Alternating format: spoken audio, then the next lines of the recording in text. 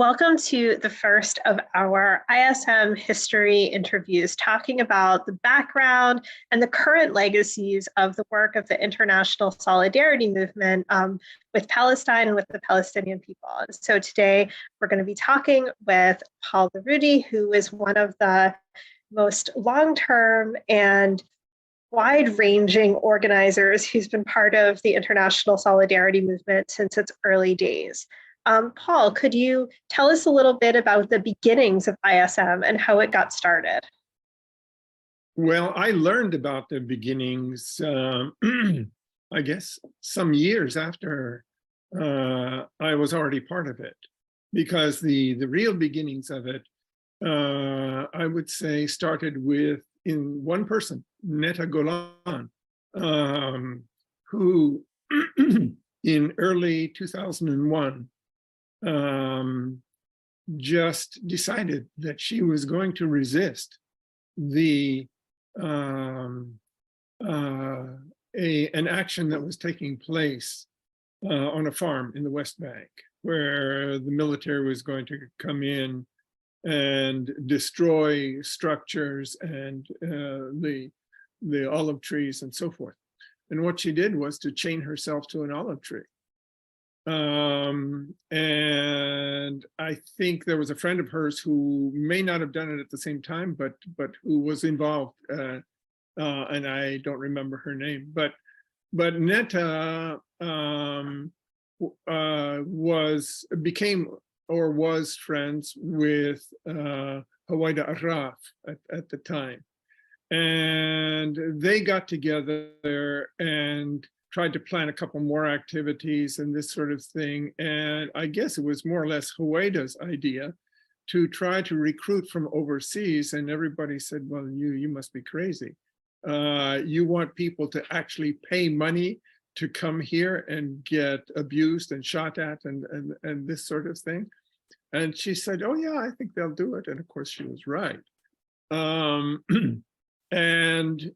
So those were the beginnings. Now, the very first action of the ISM, as I recall, as a group, was in July of 2001.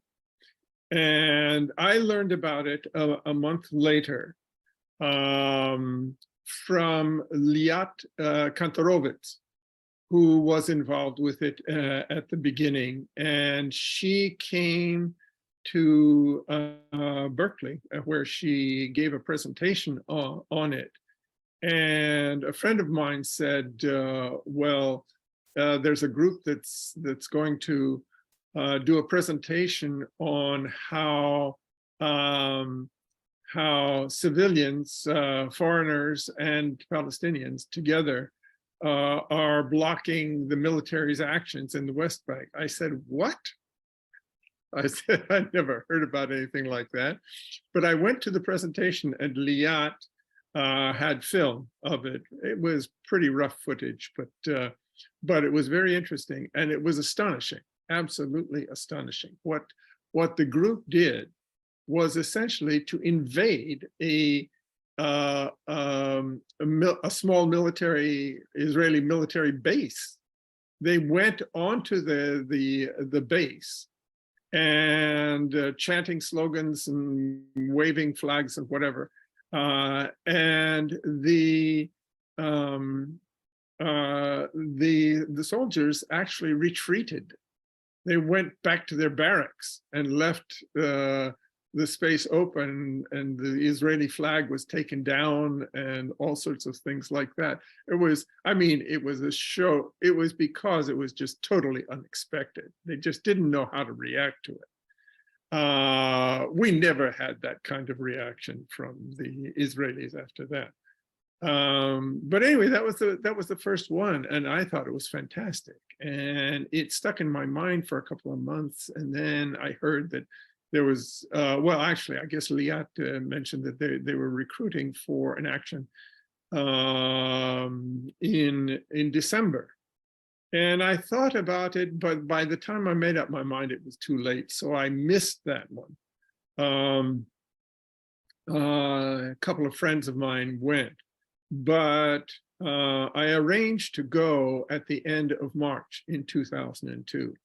And in some ways, it was perhaps more useful because I and the others who went on this this trip, which was kind of planned out. The activities that were planned in advance before going there. With what's his name? Andoni. He was a very organized person, and he was very knowledgeable, and he planned out the activities, and we went there. But it happened to coincide with the invasion of the West Bank by Sharon at that time, and all of the cities of the West Bank were invaded, with, you could say, the exception of Jericho. Jericho was just kind of too remote and out of the way. But we found ourselves in Bethlehem, where we took the short training course offered by the group, and then we began some nonviolent marches and that sort of thing, which is the typical.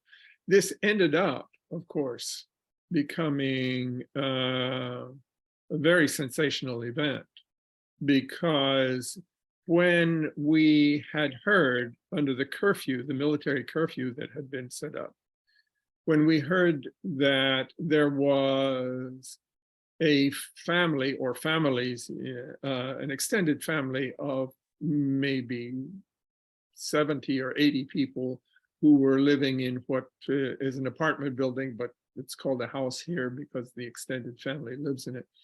They lived in a strategic point, and this happened many, many times in the history of the struggles, that the Israeli soldiers got them all out of their living quarters and put them all in one apartment on the ground floor and held them there.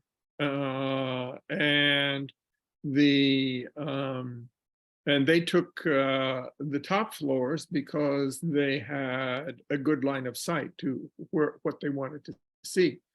And so anyway, we received phone calls from the people there who were in distress. There were pregnant women, elderly people with heart conditions, things like that. And we wanted to go and try to negotiate with the Israeli military to provide some relief for these people. But we only got 2/3 of the way there. And at that point, an armored personnel carrier blocked our way and told us to stop. And we didn't stop.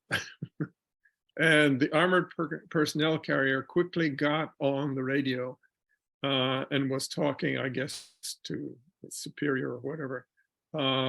And he was holding a hand rifle. The APC had an automated weapon also mounted. But he quickly reversed and went backwards to a point on the street, which was narrow and where he could essentially, with his vehicle, block most of the way. And after he had spoken to his superior, let's say,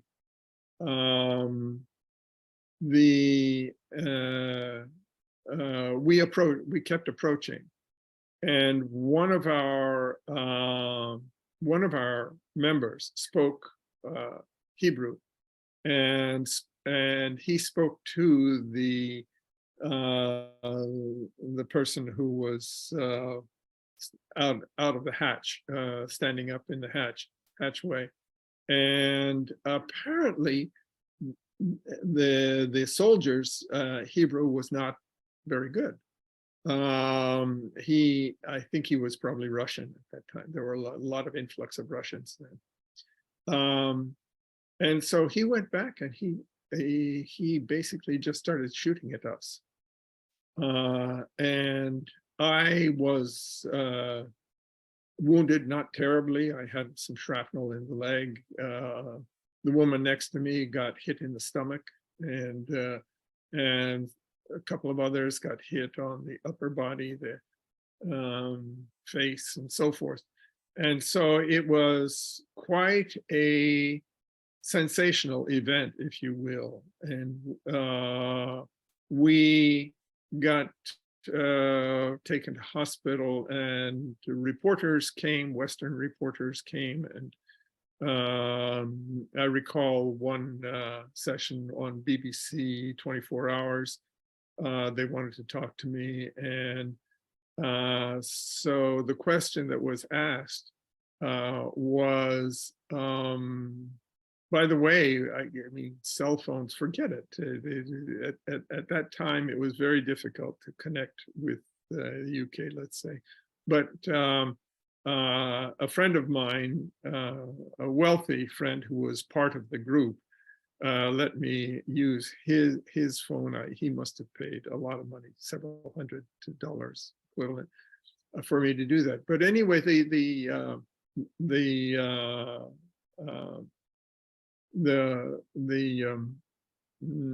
announcer or reporter on the BBC said, I remember one question, you must you came there as a visitor, as a tourist, and now you find yourselves in what must seem to you like a war zone. She said, does it seem like a war to you? And I responded, well, when I think of war, I think of two great armies on a field of battle, battling it out with each other. But in this case, there's only one great army, and they are killing civilians here, or fighting against civilians. So it's not exactly a war. Oh, thank you, Mr. Larudee. Click. She shut it down immediately because it was live, you see. So she didn't want to hear any more from me. So that gives you an idea. There's lots more to tell, of course, because much more went on. We ended up trying to get into the Church of the Nativity, for example, and eventually on, I think, the 6th try, a group succeeded. But by that time, I was in Nablus, which had appealed for some of our people to go there. And Nablus, yeah, I mean, it was, bombs were falling on Nablus. And so anyway, that's that's perhaps a little bit beyond the beginnings of the movement, but I can say that the movement, yeah, that the first big action that we had was when we were there in the West Bank at the time of Sharon's invasion of the West Bank. And I went back there again in August, and by that time, my goodness, there were 40 or 50 people arriving from abroad every week at that point. There were hundreds of volunteers on the ground all over the West Bank. Thank you for sharing these stories, and also for sharing the sheer volume of engagement and participation that there was with the ISM at that time. You know, one of the things that's definitely happened since then has been, and in response in a lot of ways to the work the ISM was doing, has been this, you know, severe restrictions, just making it really difficult for people to get into Palestine altogether. And of course, that's been aided by technology, big tech, surveillance, even in a way that seems difficult to imagine just 20 years ago. But thank you so much for sharing this. And I think we'd all like to hear more about these direct stories of engagement in the West Bank, in Gaza, elsewhere in occupied Palestine, that the ISM was doing this kind of work, because there have been so many different particular campaigns and actions that have come out of this experience. But I definitely want to ask you about the work in North America, in the United States and in Bay Area, Northern California in particular. How did this work that you were participating in, I mean, in addition to the tour that the speeches that you were talking about, how did that translate into organizing on the ground in Northern California as well, and alongside the work that was happening in occupied Palestine? Well, part of the campaign that I mentioned at the end of March and the beginning of April, that included, I think, at least 3 people, maybe one more, from the Bay Area, San Francisco Bay Area. And of course, there was lots of news coverage, which we didn't see ourselves, but which folks back home saw. And that news coverage made us something of a local sensation in the Bay Area. So when we got back, there were interviews and also lots of our community of activists had a great interest. So we called a meeting and announced it, and I think close to 40 people showed up. And we decided to start a local chapter of ISM and put it together. And a lot of these individuals ended up going to Palestine. We tried to raise money to make it possible for those who didn't have their own funds to go, and this sort of thing. And we tried to raise awareness. But it was a very sensational time, partly because of some of us getting wounded in this encounter, and also because it was when Yasser Arafat was being held in basically in the one remaining building of the Palestinian Authority headquarters, and that a Huwaida and her now husband Adam put together a group of volunteers to go and to stay with him, in a sense, to provide shields for Arafat. And that was also very big news. So all of that helped to publicize the organizing that we were doing locally. And so we had quite a large local group here at that time, who went periodically and participated in later campaigns. And if I can jump ahead a bit, many of them, as you alluded to, they ended up getting expelled from Palestine by the Israeli authorities. And I was one of those, and several others were, but not only the ones in the Bay Area. And so in 2006, actually, I was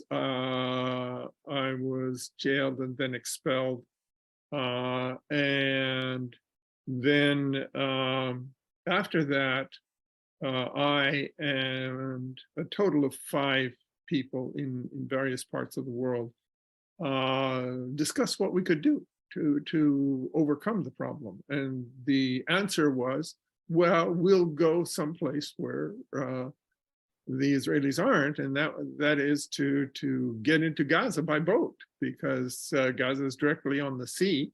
And so why shouldn't we try to do that? And that was the beginning of that project. Well, thank you for that. And I mean, one of the things that you brought up there when you started speaking about the flotilla project is that it was one of those indications of the many kind of different blossoms throughout the Palestine solidarity movement, the global solidarity movement, the global anti-imperialist movement more broadly, that have, at least in part, emerged from the ISM and from those early days of the ISM and from that spirit of direct action and volunteering and willingness of people to put themselves out there to commit to various kinds of change. In the same way, I wanted to know if you could share a little bit about what you think today are some of the ongoing and continuing work that has come out of the ISM, and what you think are some things that people who are getting involved right now can do or should think about to learn the lessons from this period and continue to grow and build this movement to support the Palestinian people's struggle for liberation. Sure. I think it has had ripples in various places, including the Palestinian Society. For example, I would attribute one of the things that led to the Great March of Return in Gaza was ISM activity, and then the boat project. I and some other members of the flotilla, or the boat project, you could say at the beginning, because it wasn't a flotilla then, it was just two small boats. But we spoke to the leadership in Hamas at that time in Gaza, and we said that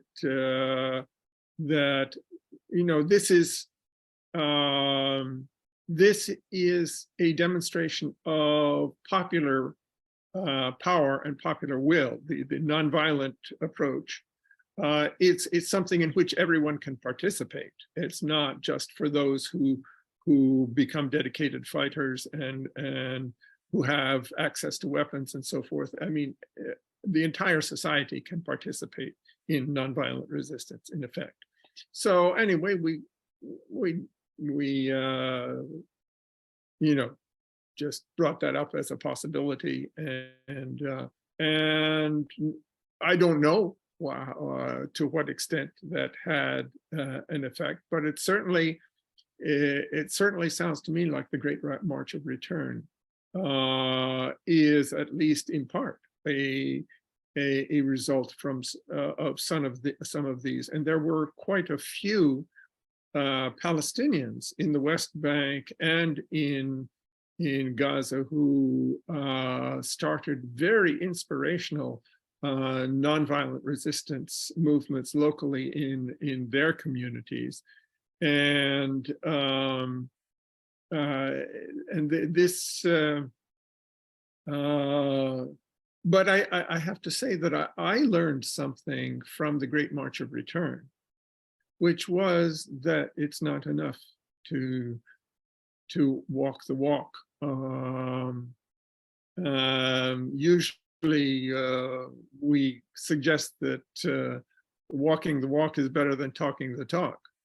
But in this case, the West, the Western media, put such a negative slant on the Great March of Return that it never achieved what it should have achieved, or what its potential was, because the sympathy just wasn't there to the extent that it should have been. And nevertheless, I think it did have an impact, because a lot of people who weren't otherwise necessarily sympathetic came out and said, well, this is just pure slaughter that's going on there. So But in any case, we all learned something from these actions, what might work and what might not, and so forth. So there also was one, let's say, one other campaign that if it had very much effect, it was very temporary. And that was the global march for the return to Palestine, or to Jerusalem, the global march to Jerusalem. And that, I have to say, it was not particularly well managed. It tended to get compromised by politicians and powerful interests and so forth in order to water it down, which often happens. And radical movements very often, if they have a lasting effect, their lasting effect is one which is greatly watered down and compromised, if you will. So that's what happened with the Global March to Jerusalem. But it was the same idea, to bring together, in this case, thousands of people from around the world to, well, the original idea was to actually march directly across the borders to Jerusalem in defiance of Israeli authorities. That basically didn't happen, except for one or two individuals from the village in occupied Syria, the Golan Heights, where the marchers actually did cross there, and one of the marchers eventually made it to Jerusalem, and one of them to Tel Aviv, where they were promptly arrested and deported. But it was, but it's part of at least a sense of how, you say, the common people, if you like, the average person could participate in resistance. Thank you for that, and for the way that you describe the role of the ISM in both bringing and projects that developed from the world and milieu of the ISM, like the Global March to Jerusalem, like the Gaza Boat Project, and later becoming the Flotilla, that could both involve people from around the world and also involve Palestinians and Arabs in seeking their own liberation, not as any kind of contradiction with one another, but in kind of like one project. And in the same way that you talked about the Great March of Return, and speaking with leadership figures in Gaza, and that kind of dynamic and positive relationship between different forms of resistance as one collective movement for justice in Palestine that can involve large numbers of people from all different backgrounds and all different places, everyone from children to elders, to be involved in these kinds of popular actions and movement work. Now, obviously, there's a lot going on today. We look at what's happening in just the past weeks in Jenin camp, for example. Everything from the growth of armed resistance to the mass marches and celebrations, demonstrations that have come out in the street. For example, we saw, 2 years ago in May 2021, the Unity Intifada, the Battle of Saif al-Quds, referring to these mass popular mobilizations inside occupied Palestine, but also on the streets around the world, standing with the Palestinian people and also standing with the resistance that was fighting in Gaza as part of, kind of one vision of liberation, but involving everyone that could be involved in different ways. Now, of course, at that time in May 2021, the borders to occupied Palestine were essentially closed, ostensibly due to COVID restrictions, which made it so that, the experience of 2001, 2002 that you were talking about earlier couldn't be repeated in the same way. But what we did see happen was a large influx of people wanting to do something to support Palestine and wanting to do something to support this cause, especially people in the United States who are outraged that the US government is, giving over $4 billion a year in weaponry to fund this ongoing slaughter.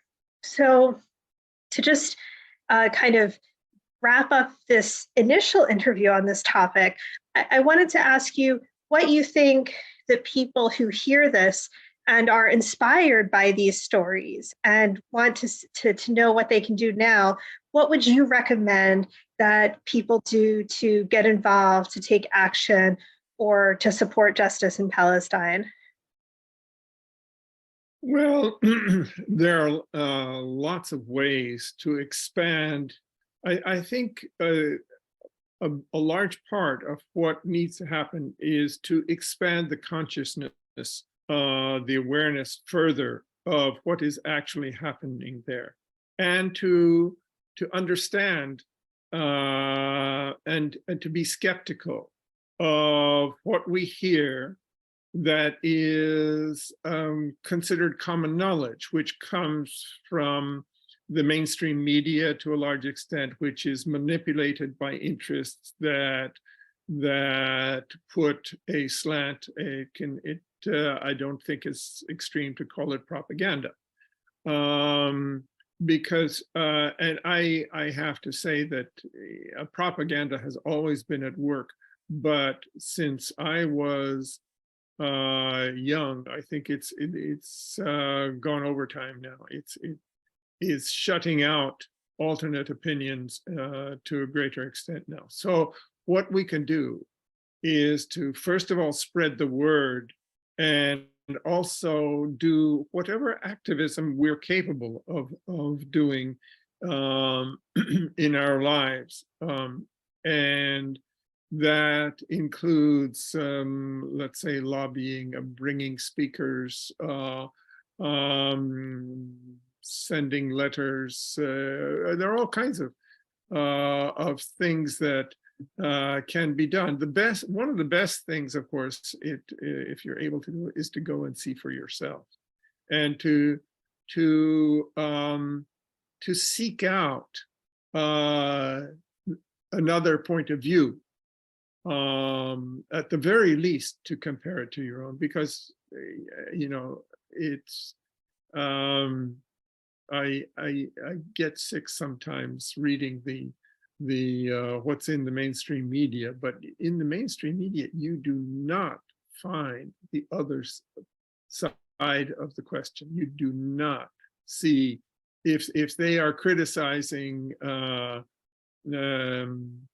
Russia or North Korea or whoever it is, you do not get a Russian voice or a North Korean voice or a Cuban voice or anything like that. You do not get it on the mainstream media. You have to go out and look for it. And that's a major thing that we need to do, because I think there are an awful lot of people, not just you and me and our colleagues in ISM and others, that really get angry when we see the way the Western media are manipulating the Western population. There are lots of the people in the West are just as good people as in the East, and they will respond to being deceived in the way that they're being deceived. So whatever we can do to spread the message, and to show another point of view, and to counter the propaganda, this is very important. And to get our leadership, whether it's church leadership or political leadership or any other leadership, somehow to get it to respond, and that's a general rule anyway. respond at all to the citizenry of a country. So that's the best thing that I think we can do.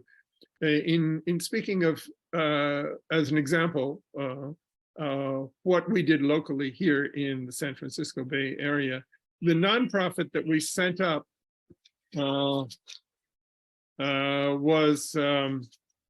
actually went a long way, because it ended up not being limited even to Palestine, but also to Latin America and Syria and other issues. And one of our projects now is to provide an award and a stipend to journalists who do exactly what I was mentioning, that is to provide a point of view from the other side, and to encourage them to bring those point of view into the public. So the project, the local branch of the ISM actually went a very long way, but you don't have to. You can have a lot of impact if you're one person who reads and understands and discovers things, and if you influence 10 people to see things differently. That's a big step in the right direction.